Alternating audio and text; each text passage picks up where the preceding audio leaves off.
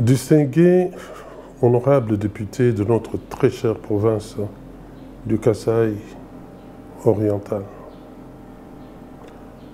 je vous salue et voudrais vous féliciter particulièrement du choix que notre peuple kassaïen a fait à votre endroit, de vous avoir choisi comme notre représentant pour la défense de nos intérêts dans la province.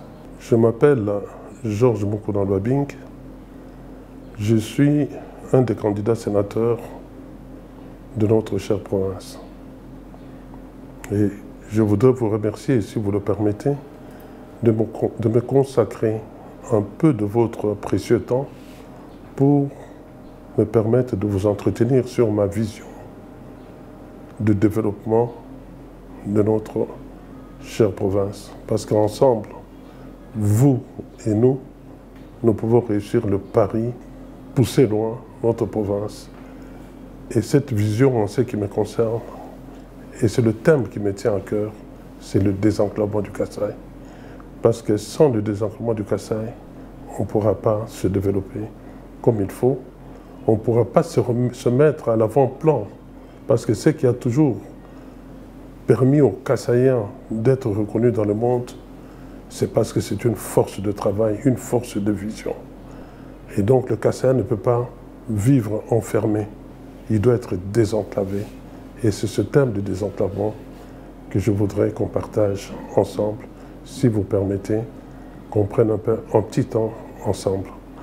Après ce développement de cette vision, je vous solliciterai si vous pouvez être un de mes soutiens pour ma candidature sénateur pour notre chère province.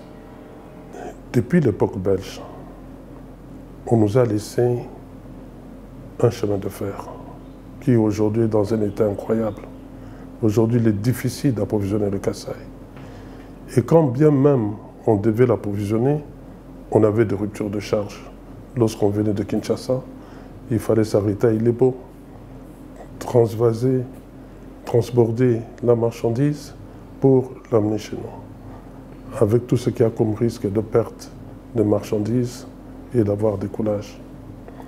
Les autres voies de communication n'étaient pas suffisamment exploitées et lorsqu'ils existaient, ils se sont retrouvés dans un état déplorable.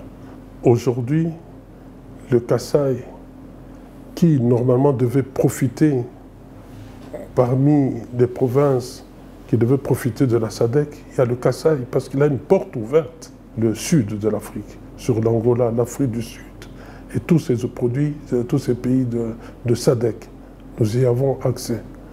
Mais on ne peut pas développer de commerce avec eux, alors qu'ils sont source de devises pour le développement du Kasaï.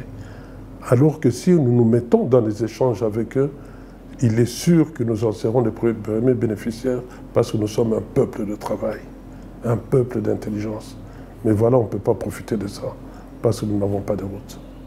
Nous devons désenclaver le Kasaï. Mais le Kasaï a aussi quelque chose d'incroyable, la voie fluviale.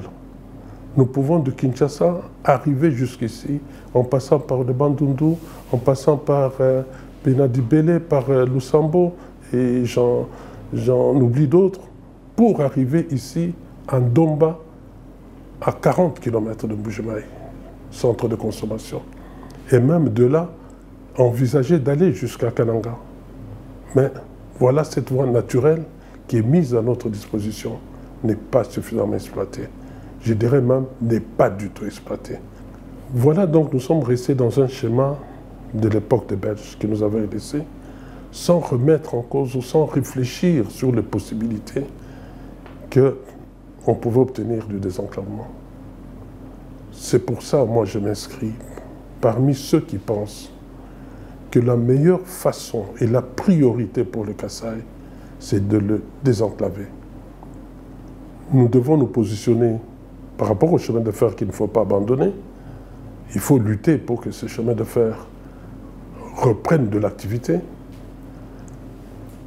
Et pour cela, pour lier la parole à l'acte, je me suis positionné là-bas en y rachetant des entrepôts pour m'obliger à être celui qui va être des défenseurs pour que ce chemin de fer soit opérationnel.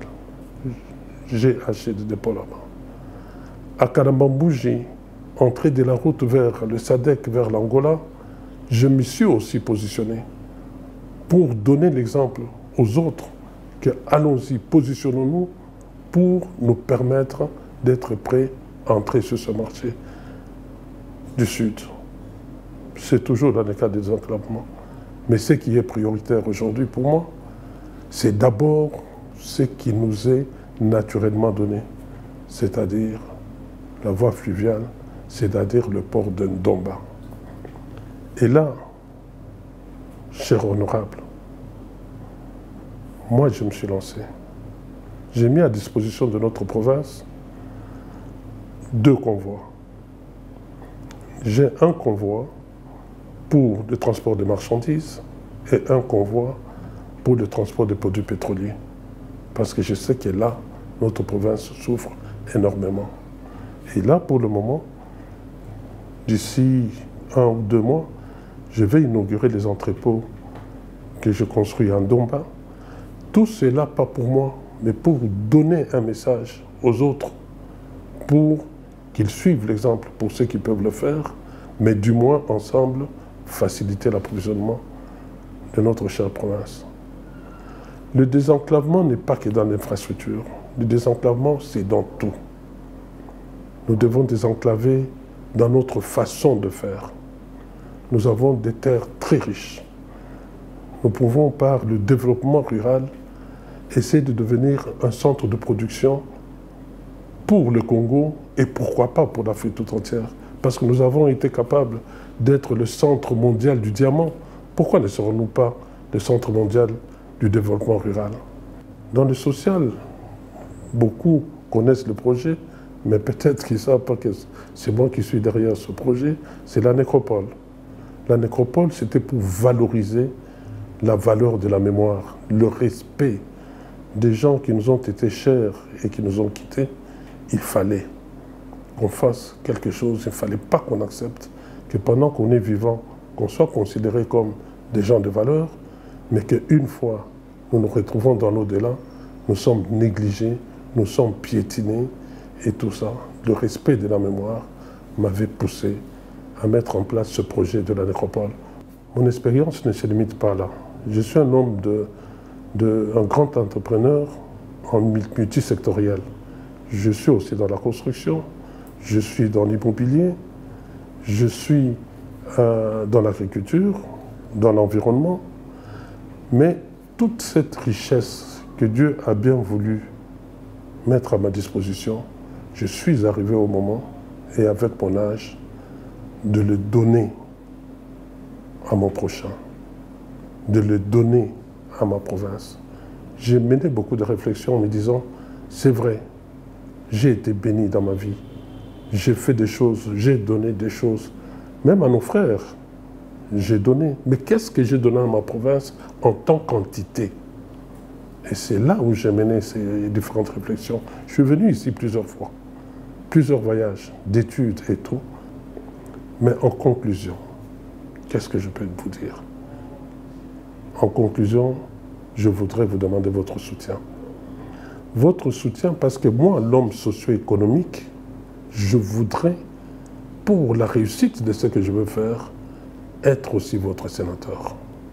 Parmi vos sénateurs. J'aurai l'occasion peut-être d'être avec vous, d'échanger davantage, mais cela sera pour le bien de nous tous, le bien du Kasaï, le bien de la vision que j'amène ici, de pouvoir compter sur votre soutien en votant Georges Mokuna, numéro 23, comme sénateur de notre chère province. Je vous remercie.